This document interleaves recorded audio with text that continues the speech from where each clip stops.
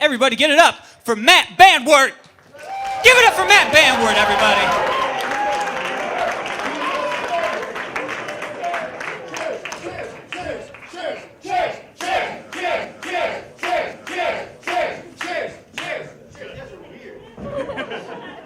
Weird. That was not planned. Hey, make some noise if you're having a good day today. Make some noise for that. That's like everyone. That's cool. I'm having a great day today. I don't want to brag or anything. I was back standing in that corner before this show. Today is the 9th year anniversary of something very near and dear to my heart. Facebook memories popped up. It said, Matthew, you posted something on Facebook 9 years ago today. And I was like, oh, sweet. Recorded documented history. 9 years ago today, I posted on Facebook, hey, does anyone want to go see Cars 2 with me?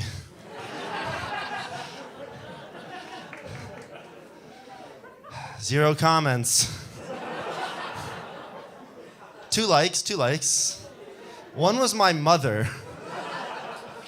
The other like was myself. Like 8th grade me was trying to convince other 8th graders I had friends to see Cars 2 with.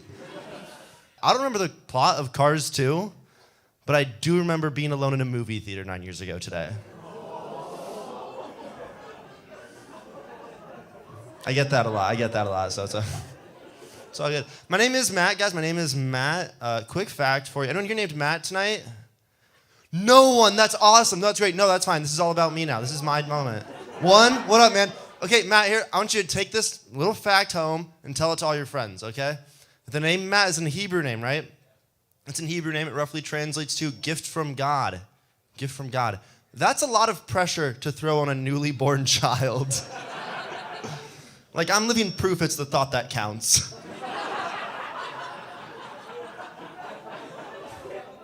My parents popped me out. They're like, Doc, no refunds. Like, if I was put up for adoption, that'd just technically be re-gifting.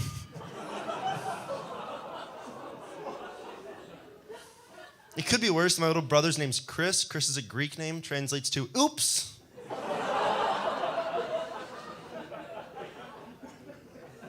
I wish my parents had twins. Corinthians 1, Corinthians 2. Guess which one's our favorite? Neither. It's our firstborn Genesis. No, we're good. I'm 21 years old. I just turned 21 in April, so it's been a while. No, that's okay. I was drinking way before. I'm about to graduate college. It's like I have a lot of major life questions right now, and there's not a good answer to a lot of them. For example, like at what point does a happy trail become chest hair? Like when does it pass that precipice? Because I have like the body of a high school cross country runner, but the body hair of like a fully grown dude. I used to tell that joke and lift my shirt up when I did it. But I did it probably a month back in Iowa City, and this dude came up to me after the show and was like, hey, dude, check it out, and just like showed me his stomach.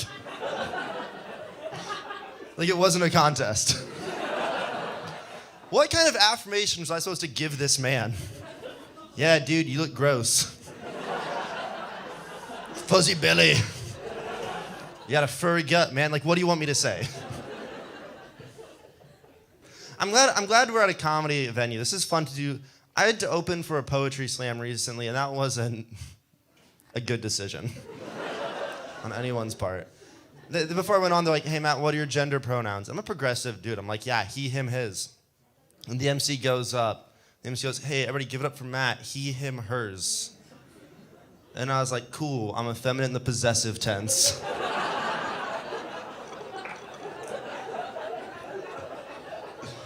Yo, is that Matt? Yeah, him. He over there? That's a cool bag of hers.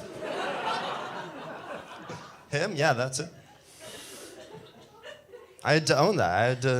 Did my whole set. This is fun. I'm a very progressive dude, actually. I don't want to get political. I'm very progressive. My roommate, give it up for political ideologies. No, don't do that. Let's not divide the room right now. I've got a while more to go. I am. My roommate used to be a drag queen, which was cool. I was supportive of my roommate being a drag queen, and she crushed it, okay? Phenomenal. Here's where it started to get weird. One of her personas was a sexy Miss Frizzle. which I was very excited about at first. But then Friday nights got scary when I knew she was doing a show. Because my biggest fear in life, I realized, is coming back to my apartment and having Miss Frizzle dicking someone down on my couch. Boop, boop, here we go down Main Street. Seatbelts, everyone! It's a wild ride. Carlos. And that's who she's with, anyway. They didn't do this at my old schools. On the topic of being progressive, I was in Seattle recently. Let's run this. And Seattle's awesome. The only problem with Seattle is you can't tell if people are like homeless or just hipster backpackers. Like, what's the difference? Whether or not they legally own that bike, that's it. The aesthetic's the same there. I feel like even like the elderly people in Seattle like hot takes on Chance the Rapper, you know? That's Seattle for you. They had like tents and underpasses in Seattle, but they were like the nicest name brand tents. I was like, is this a homeless community or just trendy, affordable housing? I love Seattle. I saw my favorite homeless man in Seattle. Dude was on the street by this market. He had a sign that said, don't want no food, don't want no money, just want sweet honeys. What? Damn if dude didn't have standards. Like, yeah, I'm down on my luck, but I'm high on my fuck. Let's go. What's the place? Someone's gonna walk by. Oh, my place or yours? My place, you're homeless. Yuck, yuck, yuck. I don't know why I did that. That was weird. We don't have homeless people where I'm from. Too small of a town. If they were homeless, we'd just put them in like the church or something.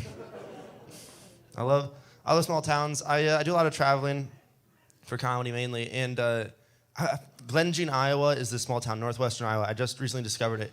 If you live in a small town, if you've ever been to a lot of small towns, you realize that in these dying small towns, the last two businesses to go are almost always the local bar and the local church. Glenjean, Iowa is so small that the bar and church are owned and operated by the same dude. It's a real place.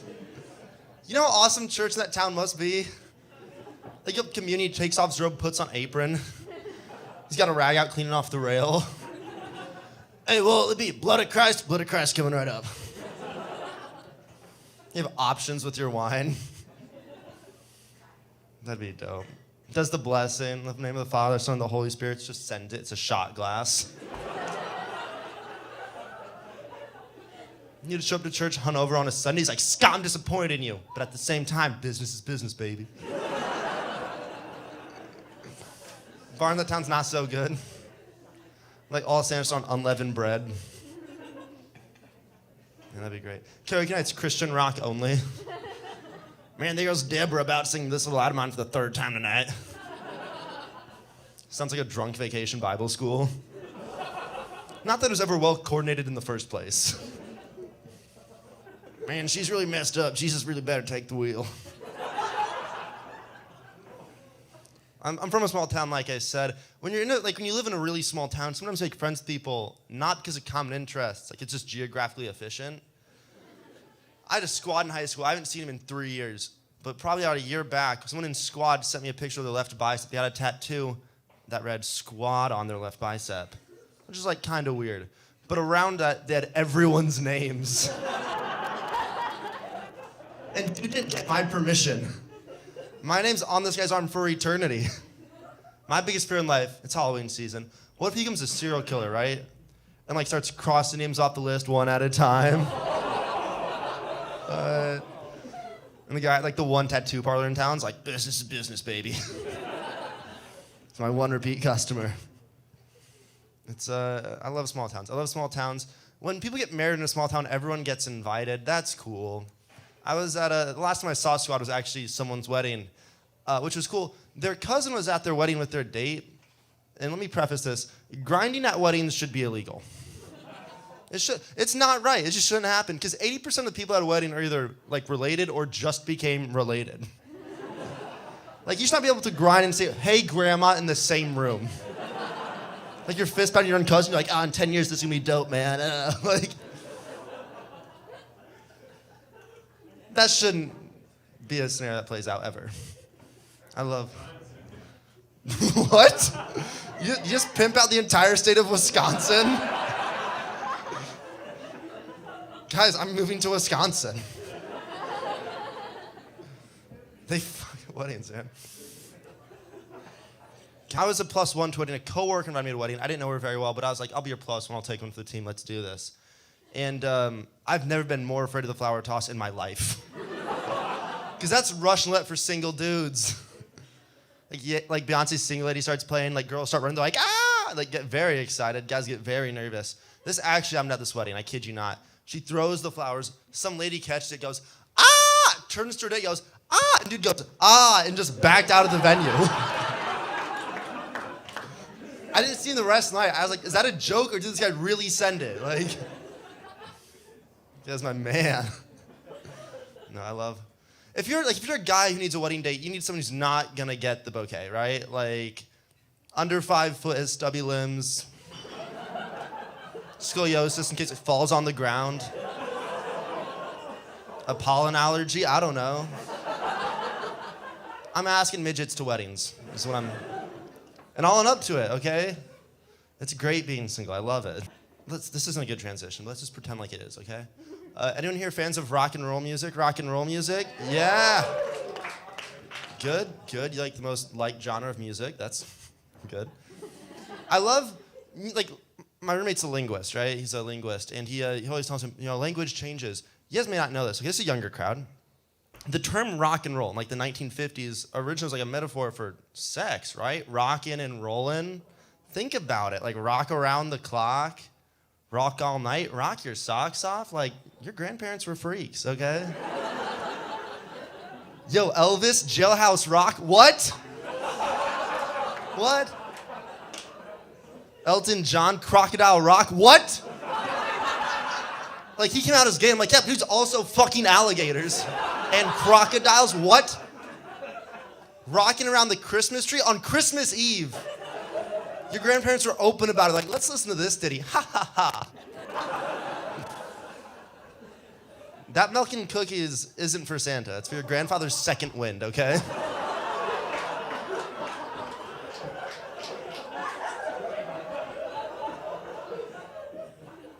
I'm just gonna end there. I don't know where I'm at on time. I'm just gonna end there. Have a great night, everyone.